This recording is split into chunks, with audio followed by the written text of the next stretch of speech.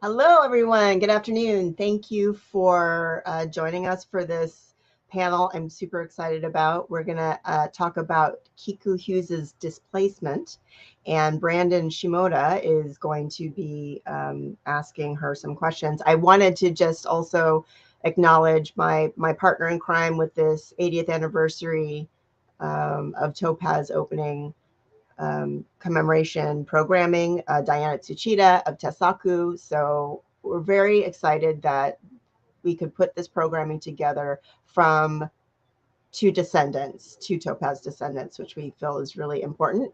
And now I'm going to bring on yet another Topaz descendant. So we have Kiku Hughes and Brandon Shimoda, and I'm going to let them take it away. Hi. We've been let loose. I guess we'll introduce ourselves first. My name is Brandon Shimoda, as Kimiko said. I'm a yonsei poet, writer, reader, professor at Colorado College, and also a descendant of Japanese American incarceration. Not Topaz, but my grandfather was in a DOJ prison in Fort Missoula, and I had family that was in Heart Mountain and Poston. And I'm also a huge fan of yours, Kiku. Well, thank you. Hi, my name is Kiku Hughes. I'm a yonsei cartoonist, and I live in the Seattle area, but my grandmother and great-grandparents were incarcerated at Topaz and Tamparan, of course. So I'm excited to talk about sort of, being yonsei and how that affects our understanding of camp and, Well, maybe I'll start there. How does being yonsei? Well, all right, there's so many things to talk about, but because you said it, how does being yonsei affect your relationship to this history? I'm starting with a big question. I apologize. Yeah, and I think it'll probably be something that we keep adding to as we discuss. But I think one of the things that that yonsei have that is very unique to our generation is this sense of distance and this sense of inaccessibility, because a lot of us grew up, either not ever getting to meet our grandparents. Like in my case, I never was able. She died long before I was born, or just not having the same closeness as maybe Sansei had to their parents. There's sort of a distance between us and the event and then the people that experienced it. And I think it gives us sort of a different perspective, and maybe even a less fraught perspective in a certain way, because I think part of sort of understanding how the stories get passed down is understanding the layers of trauma that cause friction and cause these stories to sort of be lost or make it difficult to communicate. I think when your parent is the one who went through that, I think it can be a very fraught sort of situation versus when your grandparent did. It can be harder to talk about, I think. Yeah. I want to talk about your book, of course, and so many things, but you just mentioned your mother, for example. So your mother was the daughter of Ernestina Teranishi, right, who was in Tanforan and Topaz. And thinking about the difference in your experience and perspective from your mother's experience and perspective, she also wasn't there, presumably, right? She's post-war. One, what is that relationship like for the two of you? Is it something that you talk about openly? And also the difference in maybe your mother's experience versus yours. Like what is different about your yonsei perspective? Yeah. It's so hard to know because while I have a very close relationship with my mom, we don't often talk about, very I guess difficult conversations like this. So the process of writing Displacement for me was also the process of figuring out how to talk about these sorts of things with my mom. And part of what made it difficult was the fact that my grandmother died when my mom was very young, and I didn't want to sort of re-traumatize her by asking all these questions about her mom. A lot of things that she probably didn't ever know, because my grandmother also died before redress, and didn't have her experiences very much at all because of that. There are so many layers to why things like this happen. My grandmother was also a single mom for the most part, had 4 kids, 1 income, a teacher. So, there was a lot going on in that house. And I think a lot of it wasn't processing grief or trauma at all, because it's just survival for a lot of it. And I think that's probably true for a lot of Nisei that were, sort of out of camp and having to build a life again. There's just not a lot of time to process. And there's still that silence, that sort of collective silence that happened. And I think, the emotional sort of damage that does to a person can make it hard to understand when you're the child of that person. Why are they acting like this? Why is she, dismissive or kind of not talking to me about these things? Whereas I think when I was growing up and sort of hearing stories about my grandmother, I feel like I was more able to understand why she was like that from a less personal and less like hurt way, I guess. I think when you are the daughter of a traumatized parent, it can, you can be hurt very emotionally pretty easily. And it can be hard to separate that hurt from like the trauma that your mom is going through. So yeah, I don't know. I think that distance again is it makes it easier for us in some ways, even though we don't have the information at hand. I think it can make it easier to process what we do know, if that makes sense. Yeah, I wonder too about the book, and your mother plays an important. Well, first of all, I don't want to assume that you are Kiku Hughes in the book, although it feels very tempting to assume. Is that safe to assume that the people that are in the book are the people in your life, you and the people in your life? Yeah, and actually it occurs to me I should probably go over what the book is about for anybody who hasn't read it. I was about to get there, sorry. Yeah. I hope you don't mind if I just do a quick little please. summary for anybody. So Displacement is my first graphic novel, and it's a story about a teenage fictionalized version of myself being pulled against her will back in time or memory. It's kind of left up. Well, I kind of explained that it is more of a memory travel than a time travel, but to experience the incarceration alongside my grandmother and great grandparents. And so, yeah, the character is based on me. I used my real family in the book. Sorry, what was the original question? Well, I think that one thing I was just wondering very simply is how your conversations and your relationship with your mother around this subject changed because of the book. Has it become kind of like a centerpiece for you to talk in a different way than you used to? Yeah, and actually, definitely in the process of researching for the book, which was a long process, it helped me sort of, first of all, get over my anxiety over even bringing it up, because again, I was, worried about whether or not it would be hard to talk about or anything like that.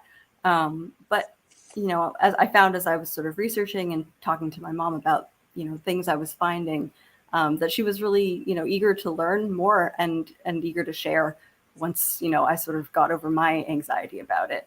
And there were a lot of things that she never knew about her mom, that it was actually very meaningful to be able to research and at least give some data points. You can't really access the emotions or like the real lived experience, but there were so many things that just her mom had never talked about, the process of leaving Topaz and what that all entailed, and getting settled in New York City where she was after Topaz. So yeah, it was kind of heartwarming to be able to share that with her and these stories that her mom never got a chance to tell. Just to add to your description of the book, I love it. As I mentioned to you, I'm going to be teaching it in the spring. I guess I should use the word sharing. You know, who knows what teaching is exactly. I'll be sharing it in the spring with my students. But it's kind of, so the character Kiku has these experiences, this thing called displacement that's usually ushered in by the appearance of fog. And there's a couple moments in the beginning of the book primarily where Kiku is drawn through the fog into the past, and specifically her grandmother's past.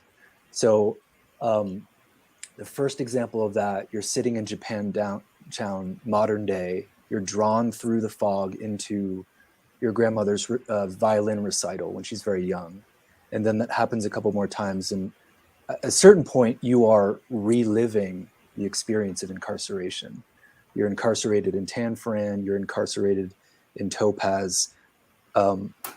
Your grandmother's a neighbor. Like you're constantly trying to find that moment where you feel comfortable approaching your grandmother, who is of a similar age.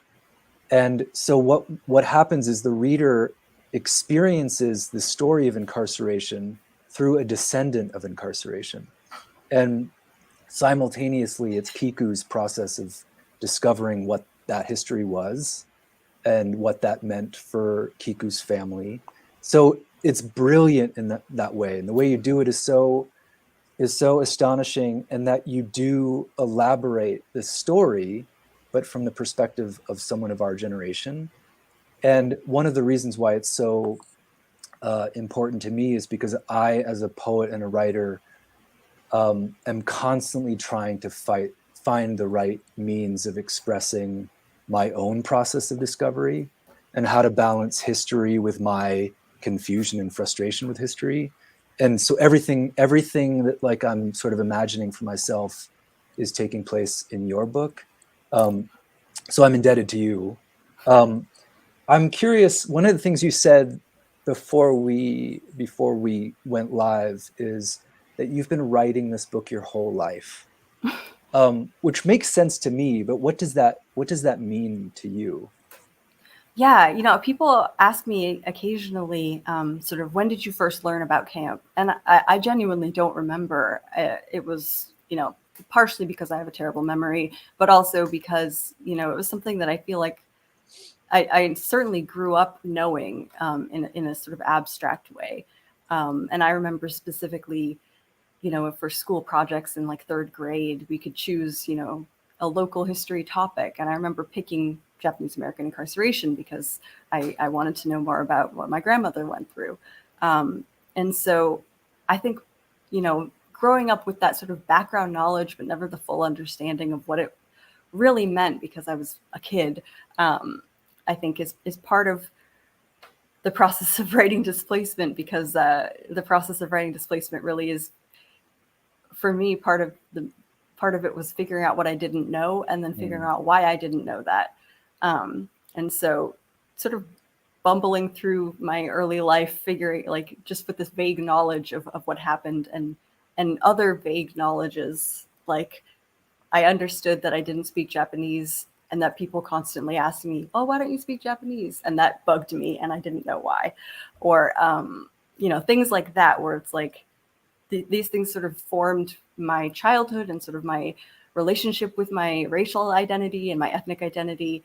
And then all of that I kind of had to draw from when I was writing Displacement, which is a story about, you know, the legacy of incarceration and where that leaves us, and sort of the subtle ways in which, you know, the lasting impact of incarceration still has a role in shaping Nikkei throughout the country. Mm-hmm.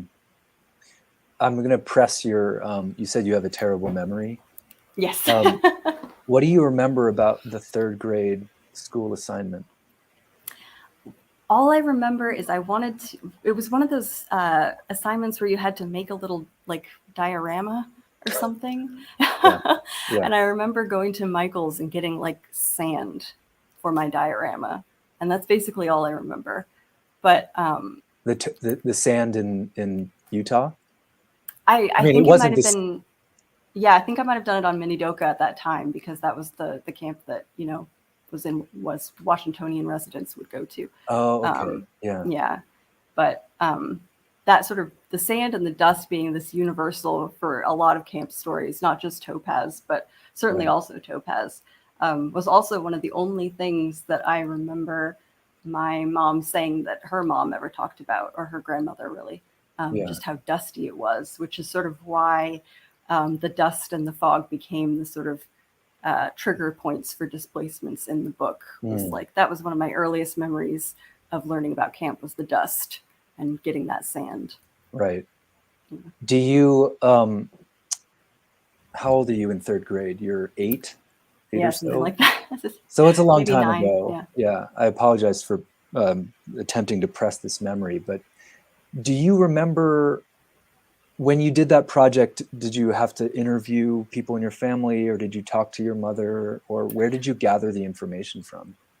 No, back then, you know, I also have another memory. I got to interview a Nisei veteran at the Nisei Veterans Hall in Seattle for a project, again, when I was in elementary school. But I think it was for a different time because I definitely kept choosing that as a topic for my history classes, or for my history projects, I guess, because it was elementary school. But yeah, so there are these moments where I was very curious and reaching out, but it still wasn't clicking necessarily. Yeah. Yeah. You just unlocked that memory for me. Yeah. What wasn't clicking, like its relevance to your family and you, or? Yeah, I think what I really needed to process and what displacement sort of brought together for me was, you know, the history affecting me and affecting my generation, affecting the country as it is right now. Yeah. I think that's a danger of history classes in general, is sort of the separation and the keeping of like, this is not affecting us today, when it absolutely is. Yeah. And when did that click? At what point in your life? I mean, the process of writing Displacement, again, I hate to just keep talking about that, but, you know, it was a long process, so it took a few years, but it helped me, you know, get, like, just sitting down and thinking about how I want to write the story. And the large part of that was I went to an event that was co-sponsored by Densho that was at the Seattle Public Library in 2016, I believe. That was, you know, a panel of scholarly work, or like scholars, I guess, discussing, you know, the aftermath of incarceration and sort of the intergenerational impact of incarceration. And The Lasting Wartime of Nikkei Incarceration was a book by one of the scholars there that I really, that I bought there and I read, and it made a lot of things click for me.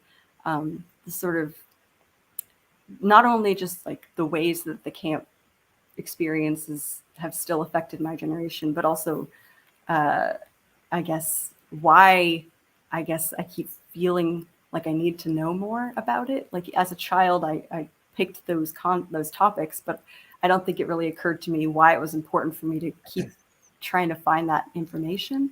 Yeah. Yeah. Is that the book by Karen Inouye? Yes. Yeah. Yes. Thank you.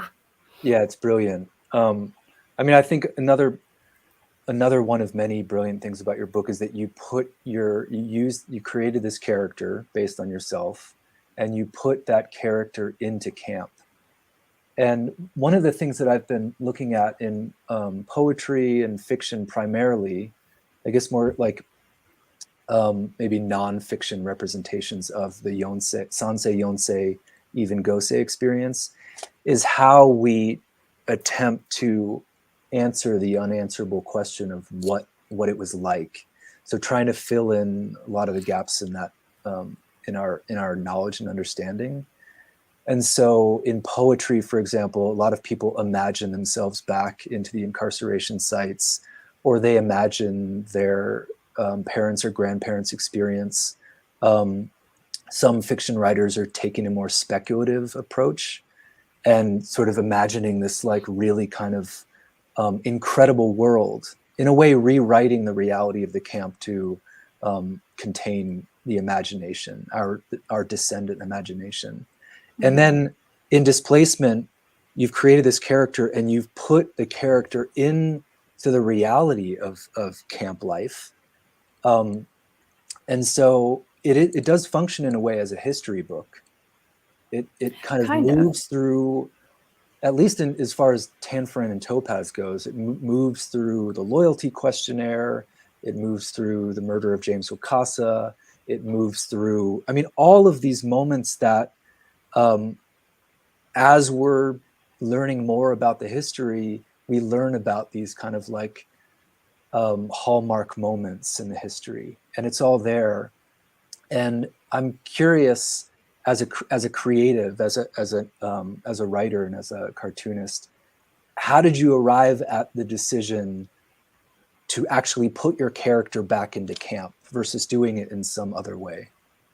Yeah, so much credit has to be given to Kindred by Octavia Butler, which was a book that I read in college, and it kind of changed my life because I've always been a big fan of sci-fi. I think it's a really interesting genre and can do a lot, but so much sci-fi is not doing much. But Octavia Butler's body of work overall is, you know, she takes these incredible sci-fi tropes like time travel or like alien abduction, and she gives them this like very unique twist that makes them extremely relevant to current events, to, you know, current societal issues, which is of course what sci-fi is meant to do, ideally.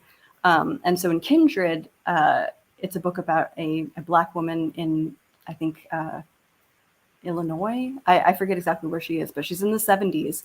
And she's pulled back in time against her will to the plantation that her ancestors were enslaved on. And it's a difficult read, but it's an incredible sort of exploration of intergenerational trauma and the ways that it affects us and affects our decisions and affects, you know, who we are.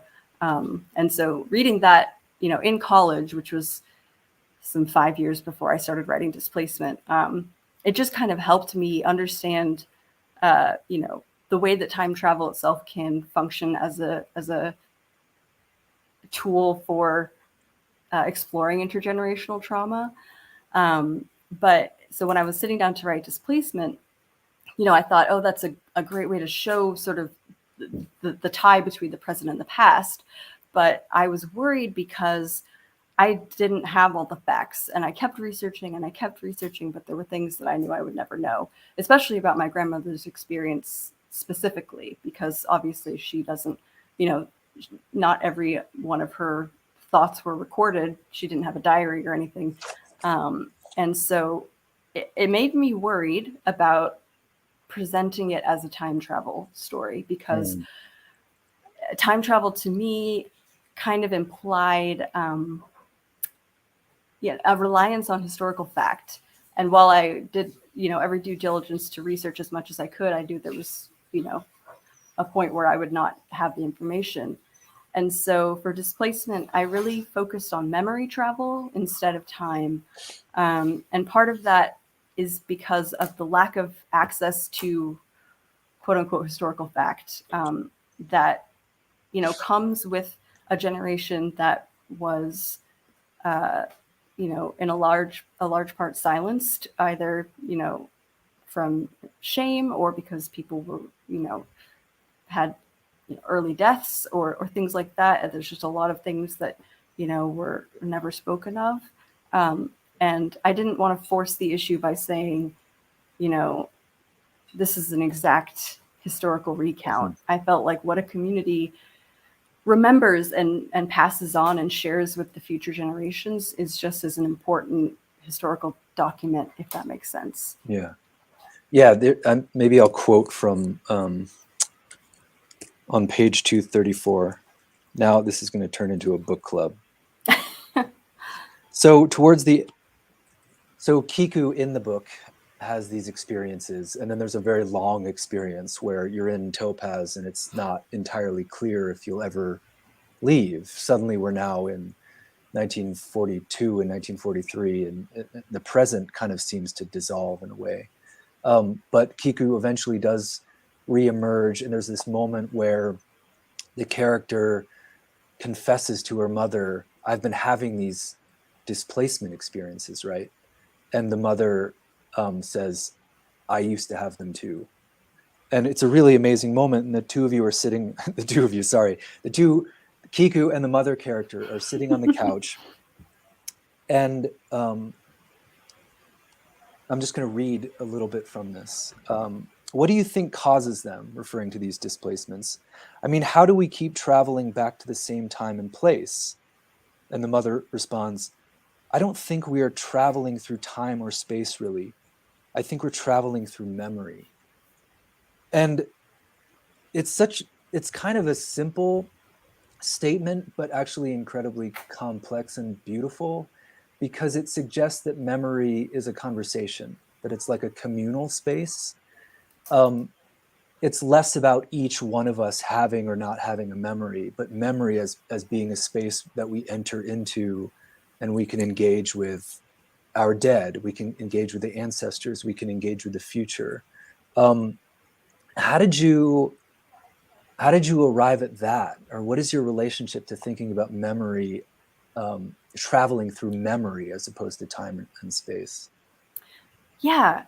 So the first part of that answer would be definitely the fact that I was worried about conveying like exact historical accuracy. And the second part of that is when I was researching for displacement, there were some things that I had grown up hearing that I found through research weren't true or were not exactly true. Things like, the rumors that would go around camp about, for example, what happened to James Wakasa when he was murdered. I had grown up hearing, because that's one of the things also that I grew up knowing about was the murder of James Wakasa. And I had grown up hearing from my mom, who had learned it from her mom, that, he had been hard of hearing and had been chasing a dog. And now, I find that there's a million different stories about what happened, and the truth is kind of hard to ascertain. But that was what I had grown up hearing. And I remember thinking, even though that's not true, or things like, my mom had always worried that her mom had been exposed to radiation in the desert, and that was what caused the cancer that, ended up killing her very young. And so I did look into that, and I found, it's very unlikely that that's what happened. But that anxiety and that fear and passing that sort of idea down has value. I remember thinking, even if it's not true, the fact that people thought it was true is an important thing to know, and it's an important thing to preserve. And in that way, I think, to me, community's memory and the things that a community passes down felt extremely important, especially in a situation where that community was not given knowledge of their own condition. There was so much uncertainty in camp, so much that they were not told at all times, that of course rumors and misinformation is going to sprout up in that.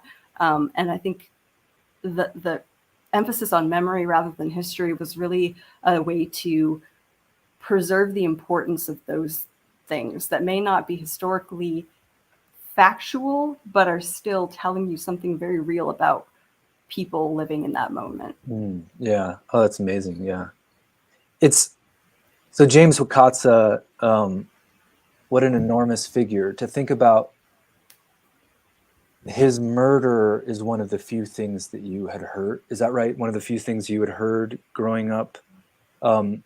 So in general, there's like an atmosphere of silence, or, the way that trauma was manifesting in your families, it wasn't talked about openly. But James Wakasa is something that you had heard. Do you remember how that came out? I don't remember how, and I don't remember if it was something that I read about and asked my mom about, and that's when she told me about, the story about his dog, or if it was something like the dust that just sort of came up in conversation. But yeah, James Wakasa, the dust, the Quakers visiting for giving presents. Those were sort of three of the big things that I had ever learned when I was a kid.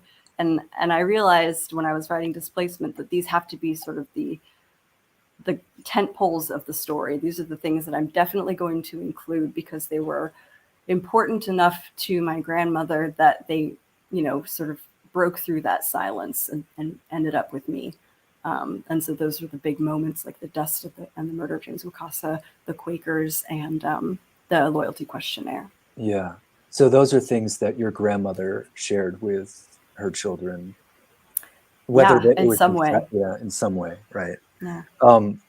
The section in Displacement where you, I suppose, illustrate and retell the story of Wakasa's murder it's actually one of the longer, it feels like one of the longer sustained sections. And it's very thorough. You deal with the rumors or the speculations, you deal with how the Topaz Times reported the story, omitting some very essential information, replacing it with other kinds of information. You deal with the funeral. You deal with the idea that people were protesting or going on work strike after his murder. And then that's kind of this moment where, again, book club moment on page 201, you say, I'm not sure why I cried. I didn't know him. But I suppose I never knew my grandmother either. I never knew my great-grandparents or any of the people from camp until the displacement. But their experiences, their traumas still shaped me in ways I was only just beginning to understand. The murder of James Wakasa had such an impact on my grandmother that 2 generations later, it was still haunting our family, our whole Nikkei community. We were still mourning him.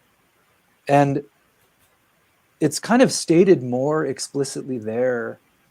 I mean, the sense of hauntedness and being haunted and the sense of mourning pervades the entire book. But I think you state it very explicitly in that moment.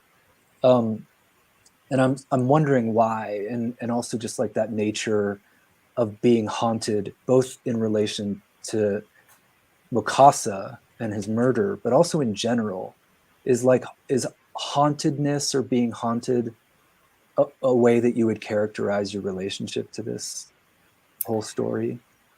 Yeah, that's a good question. Yeah, I don't know exactly, because I feel like haunted does have a sort of negative connotation that I wouldn't necessarily ascribe to the sort of carrying this memory. I think it becomes sort of a responsibility to carry the memory. And in that way, you could do some interesting things with the haunting that is your responsibility. But I don't know. I think part of the reason that I think that moment struck me and was kind of a pivotal part of the book itself is because I think it, there was a lot that I learned about the James Wakasa murder in the process of researching, despite having grown up knowing about it. I had never heard about the work stoppages, for example, and that was an incredible thing to learn about. It was incredible seeing the photographs of the funeral and just reading the accounts, like Mina Okubo's account, brief as it was, sort of the thousands of people that showed up. Or I don't know the exact numbers, but a huge amount of people that didn't know him, obviously. But it to me sort of represented this real, an encapsulation of the entire experience of camp. This sort of suddenness and the confusion and the what's the word I'm looking for? The need to come together in order to,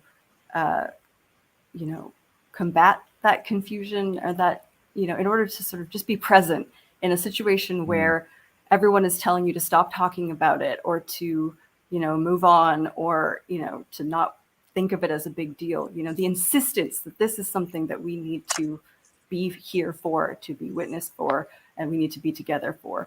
It felt like just like a really, I don't know, just an encapsulation of the entire camp experience, I guess. Yeah. One of the things in that section of the book is you talk about how the government, I don't know what the word you used, but the government, the authorities ordered that the monument to James Wakasa be destroyed.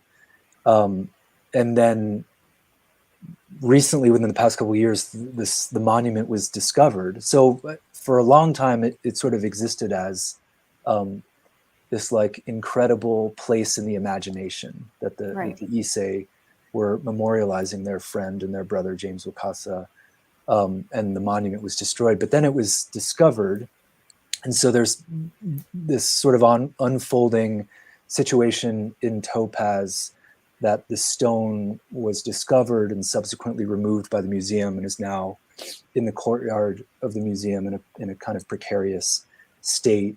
And it makes me realize that even, and maybe this is related to everything that we're thinking and talking about, but that the story is ongoing. Yeah. But there's constantly these moments or these crises that remind us that this is not history, that this is the present.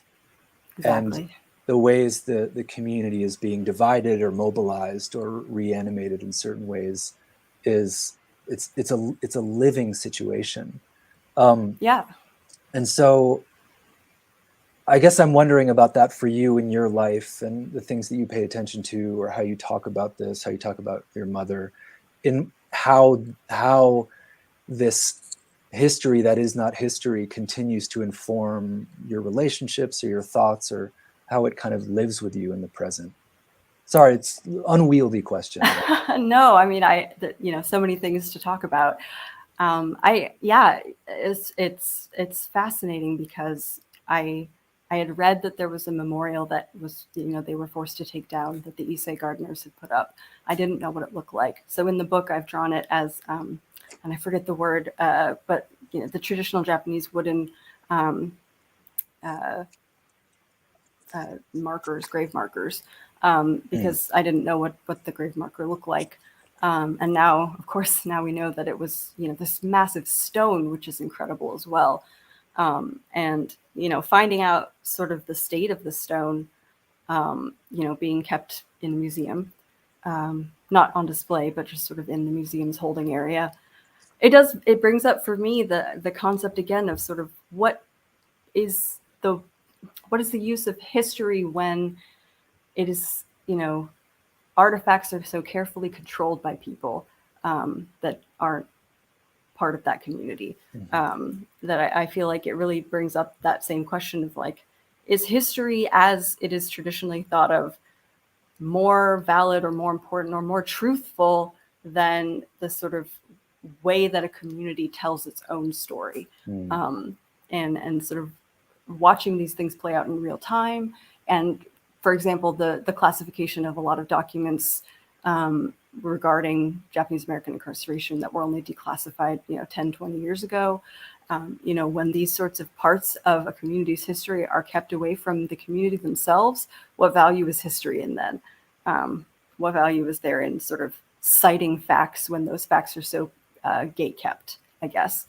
And, so it really sort of brought that up as well, the sort of, fraught relationship between oppressed communities and their own history that is being sort of fed back to them in a way that is not always authentic or genuine or coming from a place of authenticity, I guess. Yeah. I'm going to try to show that moment in the book. I'll try to zoom in. So this is one of my favorite pages, because at the very bottom of this page, with these beautiful orange flowers, the memory is too powerful a weapon. And this follows after the assumption that the authorities either removed or had the monument destroyed. At the very end of the book, there's a picture of you and your mother standing outside the Topaz Museum, and presumably you went to Topaz as well, right? Mm-hmm. What was that? Have you been back, or have you been more than once? No, that's the only time I've been. Yeah. What was that experience like, both for you and your mother, of being in that place? Yeah, it was the first time my mom had been there too, so it was a very overwhelming experience. I remember seeing the dust again and thinking, wow, this is even worse than I expected. It was incredible to actually take a step and just have a plume of dust just go everywhere.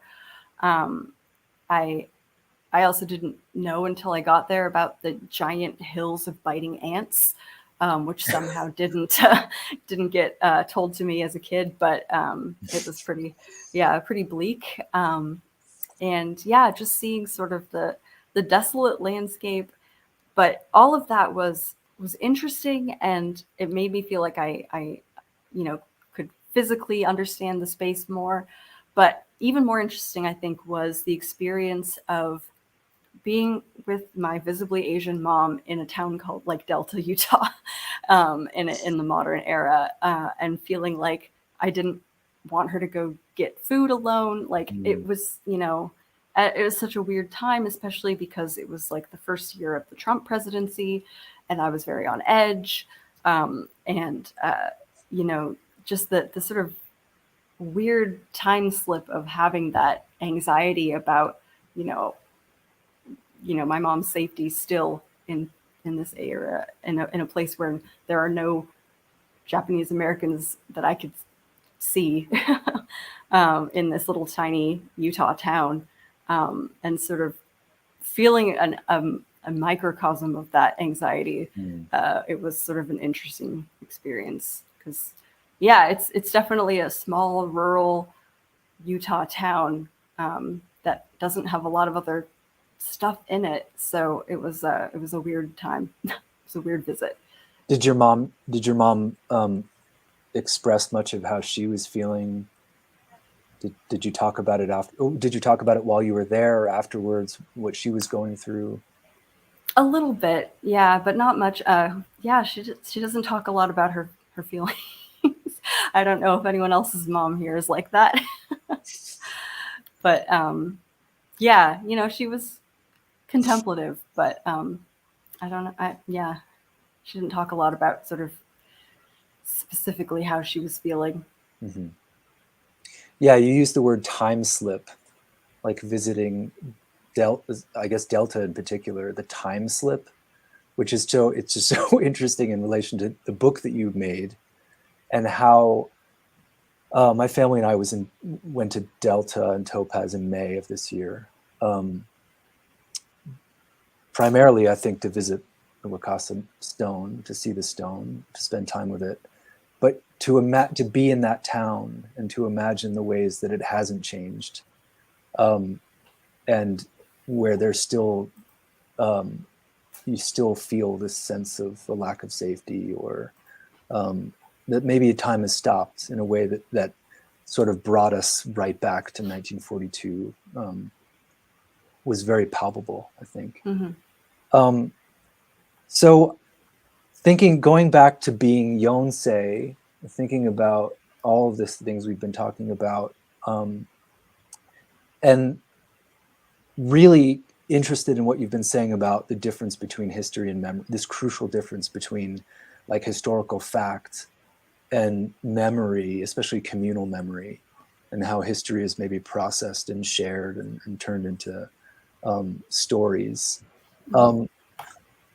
I guess I want to go back to this idea of like the particular perspective of yonsei and gosei too, if you know any gosei or rokusei in your life. But what do you think is really the power or the perspective of us now, and maybe even the generations younger, now that we are maybe moving further away from the historical fact of it, and existing almost entirely in a space of individual and collective memory? What does that mean for us? What do we do with all of that? Yeah, that's a really good question. I think I'm going to kind of go a roundabout way of answering it, but bear with me. So part of writing Displacement and getting it all out there was also a process of, for me at least, figuring out sort of who I was, how I fit into the broader Japanese American community. I'm pretty white passing, though I have a Japanese first name.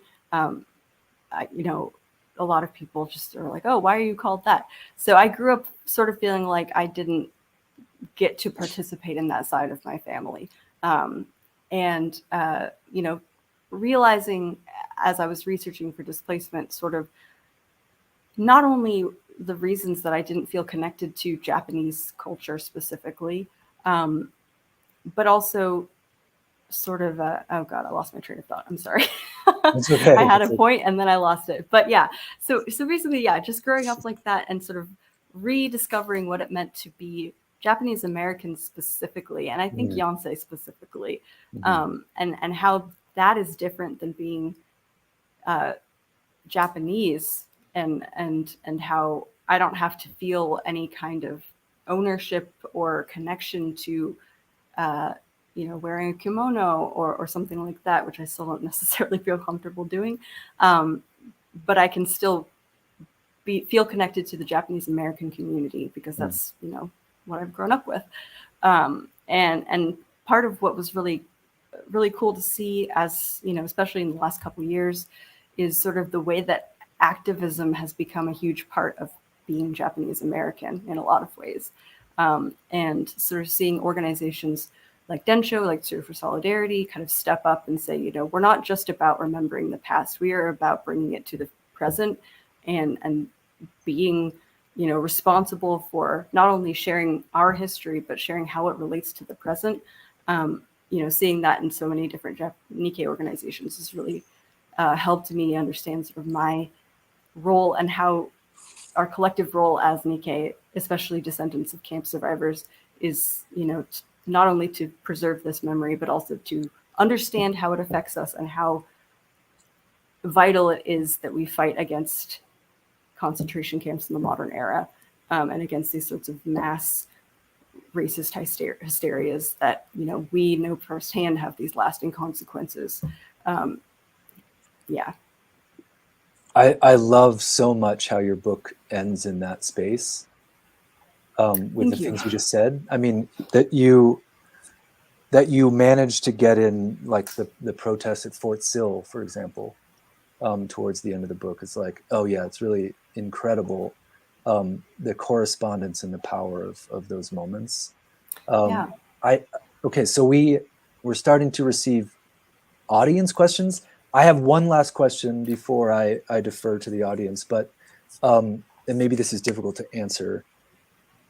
So how do you feel, after this whole process of creating Displacement and thinking about your family's history? What is your relationship with your grandmother like now, Ernestina Teranishi? Yeah, it's changed so much over the years, because as a kid, I thought of her as like so a little bit inside baseball, but not baseball. Well, anyway, I grew up only with one grandmother, my dad's mother, who was white and who was always kind of nasty to my mom and to us.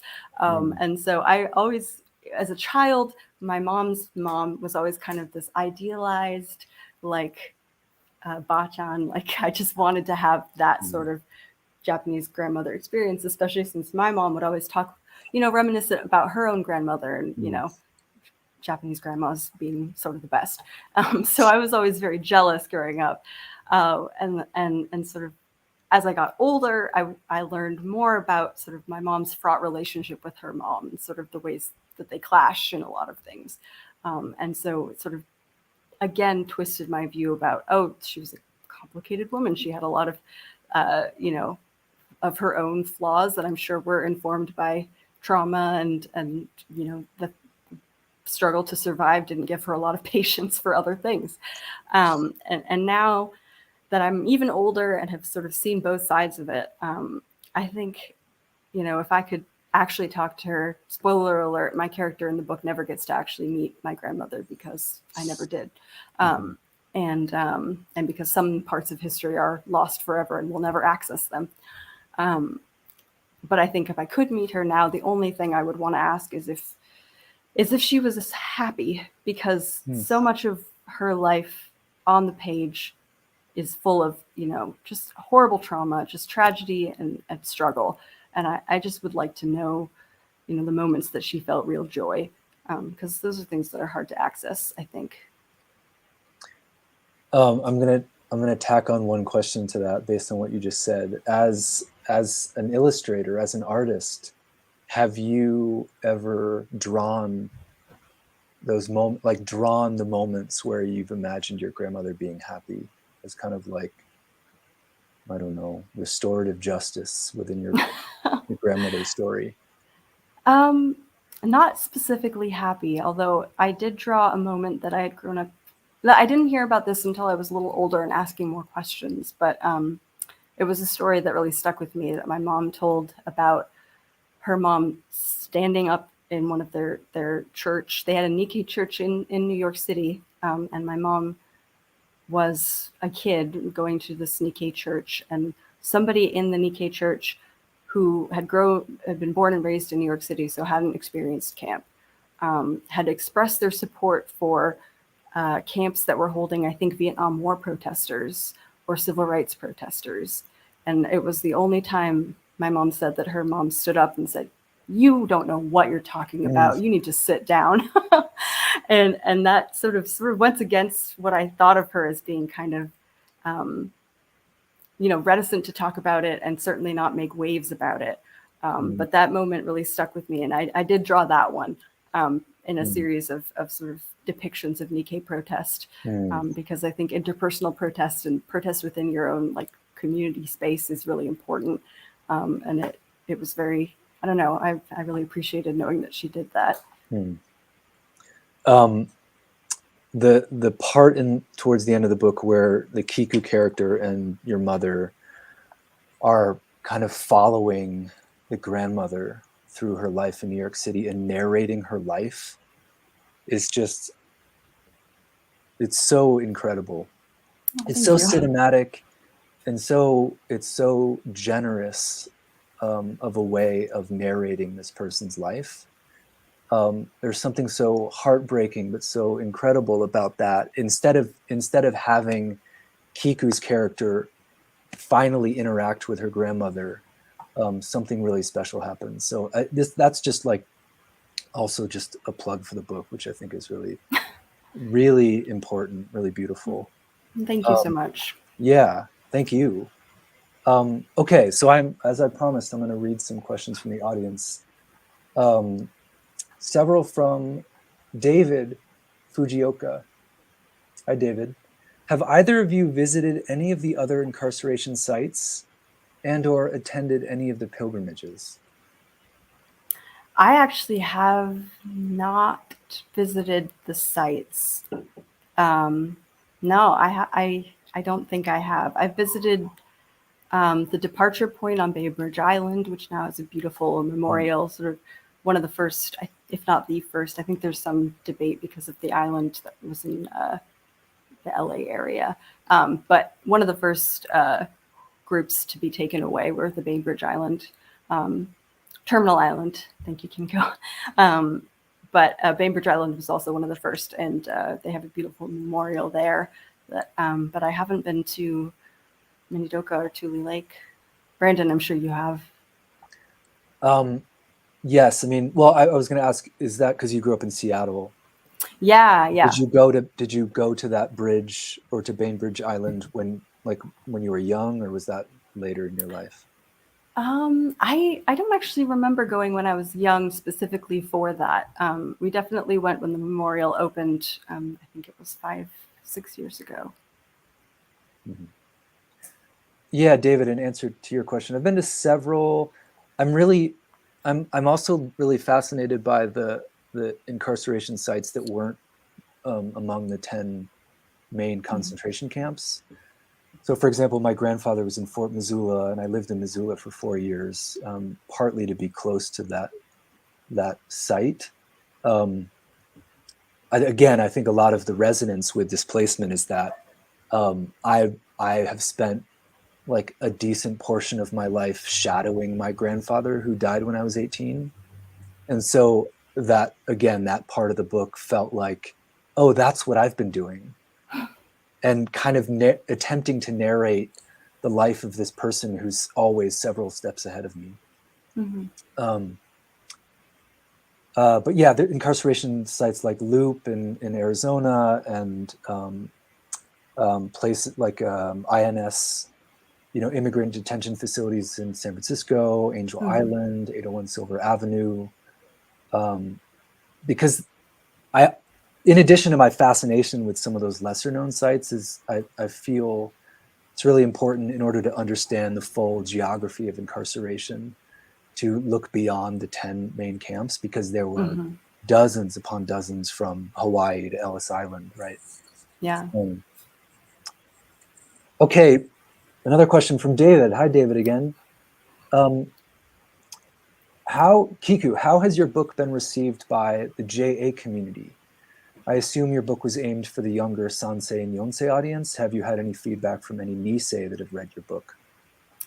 I don't know specifically any Nisei, but I've heard from plenty of, yeah, you're right, Yonsei and Sansei who, you know, have reached out. And the thing that meant most to me were, you know, Yonsei that were also mixed race, that sort of expressed this feeling of disconnect from their own culture, or a feeling of hesitancy about engaging in their own culture, and sort of, but then seeing sort of some of the emotions that I talk about that in the book, and relating to that and using that as a way to access their own history has meant a lot.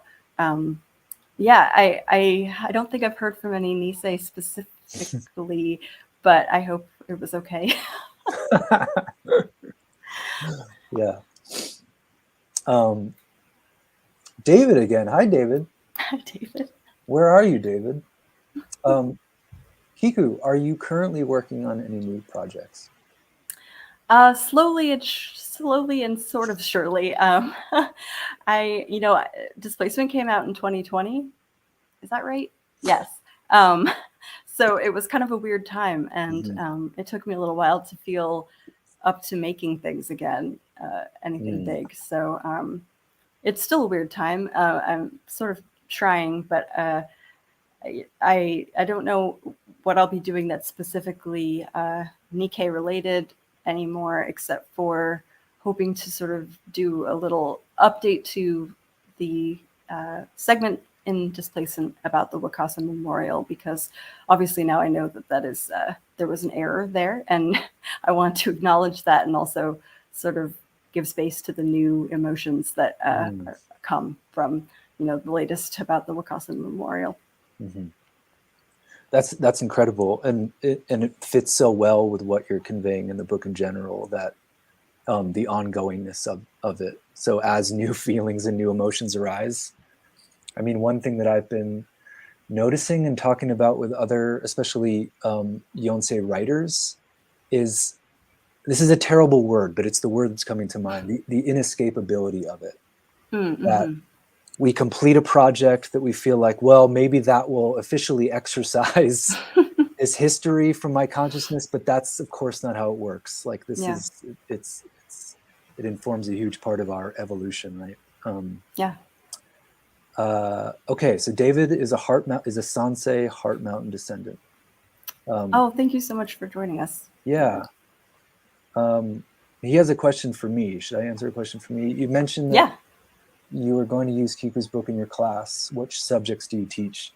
I teach creative writing, primarily creative nonfiction, but within that, I try to prioritize memory and deep listening and asking questions.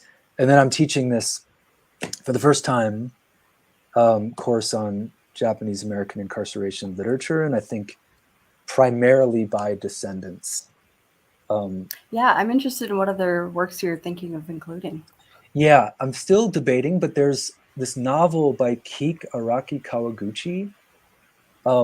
It's called The Book of Cain and Margaret, or Kane and Margaret, and it's a novel, but it's also a series of 43 short stories about essentially daily life in Gila River. I haven't heard of this one.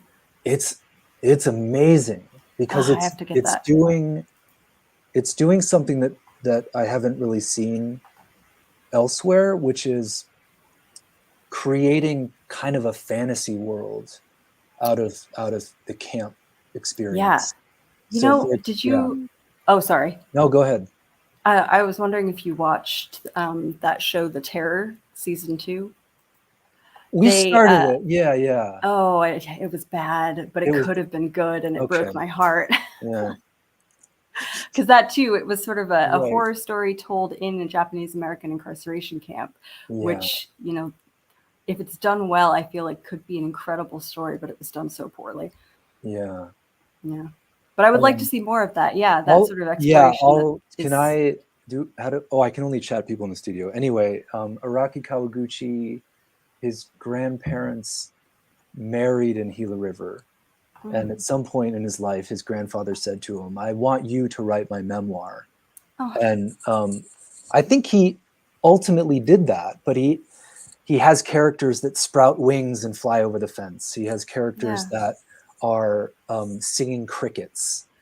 You know, so all the stories are really short, but they imagine these really, like, they're beautiful portraits. And when you were talking about, again, the difference between historical fact and memory, and then to kind of take it even further, and memory as being a place of like fantastical, speculative imagination. And, you know, because people often say, or they often ask, what was daily life like? And of course, we don't know. There are people alive that can tell you the answer to that. But what we have is something different than that, which is not separate from it. It's complementary to it, which is like formed out of the inheritance of silence and all of the questions that we still have. So I think a lot of the work that I'll be teaching in that class kind of come from that perspective. That's a great way to put it. Yeah. Yeah. And so also film and music and there's a lot of really incredible work being made right now. It's almost like the more people say, well, it's time to move on, then suddenly there's this new surge of creative energy that appears, which I think directly contradicts the idea of moving on, right? Exactly. And I do think it also ties in with the fact that our generation sort of collectively feels this responsibility to action and to speak. And sort of how we do that can be different depending on our creative output, or, you know, whether we are in the streets or writing songs. But I think it is something that sort of feels like an imperative for this generation. Yeah. Question from Biff. What are your thoughts on where the Wakasa Monument should be permanently housed? Yeah. Oh, that's a big question. I am not a preservationist, so I don't know the ins and outs of sort of how we ensure that things are not damaged, or how they're you know, weathered correctly. I guess I don't know, but I do remember reading that it was very important for people to have the Wakasa funeral as close to the point that he died as possible. And so in that way, it seems that where it was placed must have had an intention. And if that's the case, then I feel like there is probably where it should stay. But again, I that's just me talking. I don't know. I think, you know, it is, there's always a tricky thing with, you know, physical objects as a stand-in for remembering an actual event. And what are the pros and cons of having that sort of physicalized like that? I don't know, but yeah. Yeah. I'm kind of really inspired by the conversations that have come out since the stone was unceremoniously removed. And I'm not a Topaz descendant, so I have ideas, and one of the questions I keep asking is, what does the stone want? Of course, what does the community want? But the community is manifold. It's exactly. I think the thing that has been really inspiring to me as a yonsei is the way that it has inspired community and conversation, even what has been difficult and also heartbreaking and re-traumatizing. Within that, there's been all of these connections being made, and bringing back the perspective of the Issei who were there and who touched a stone, who was selected and anointed, and and moved it. I mean, moved it. The scale of it is incredible. Is what's incredible. Like the intentionality of it is so clear because of just how much effort it must have taken to put it in that place. Yeah, right. The intentionality. So I feel like maybe the responsibility is to be as intentional as the yonsei were, and for it to weigh on us as heavily as it physically did on them, and for it not to be left in a state of precarity, right? Right. Yeah. Thank you, Kiku. Thank you so much for so many things, for like so beautifully expressing, I think, the yonsei, or part of the yonsei condition in your book Displacement, and for being so open and answering my 1001 questions. Thank you so much. It's been an honor to be here and to talk with other yonsei about sort of how we are all growing and understanding who we are in this messy situation. Yeah, thank you. Is Kimiko going to rejoin us, or are we just saying goodbye? I can if you want.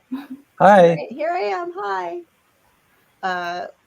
What an amazing conversation. I Kiku, you couldn't see me backstage, but when you were talking about your mom, I'm like, yes, yes, same. So I think I thank you both for having just a really, from a yonsei's point of view, it's kind of the first time that I've ever heard a discussion where I'm just like, I'm in it, like I get it, all of it. Which is kind of amazing, right? Where it's like, oh yeah, yep. So I just think it's, I'm so happy that we were able to make this happen. And I just really appreciate both of you, kind of pulling out pieces of my brain as you're talking. I don't know how you got in there, but it was amazing. So thank you. And thank you everybody for joining us. Really appreciate you taking time out to listen to us chat. So hopefully we'll be doing some more talks maybe later for Tadaima or some other event, because I think that these are really important conversations to have for yonsei to hear too, because we are, like you said, Kiku, we do can't speak for all yonsei, but this feeling of that we're going to be the culture bearers sooner rather than later, and we need to start stepping up. And so we kind of have to figure it out together. So I think it's great to have more yonsei conversations. And Gosei and Rokusei. Yeah. Oh yeah, I forgot to answer. The only Gosei I know are 7 and 4 now. So they Incredible. haven't but they haven't made their first. Well, they have been to protests at the Northwest Detention Center for Day of Remembrance. So they've started their journey. Mm-hmm. Oh wow. Okay. So like 10 years from now we'll have a panel with Brandon's daughter. Oh and yeah. Right? Yumi's been to she's 4. She's been to Topaz. She's been to the Hirabayashi site in Tucson. So yeah, I'm indoctrinating her. I'm trying to be generous in my indoctrination, but yeah. Yeah. It's education, not indoctrination. It's education. All right. Well, anyway, thank you everybody and have a good afternoon. Thank you. Bye. Thank you so much. And thanks so much, Brian.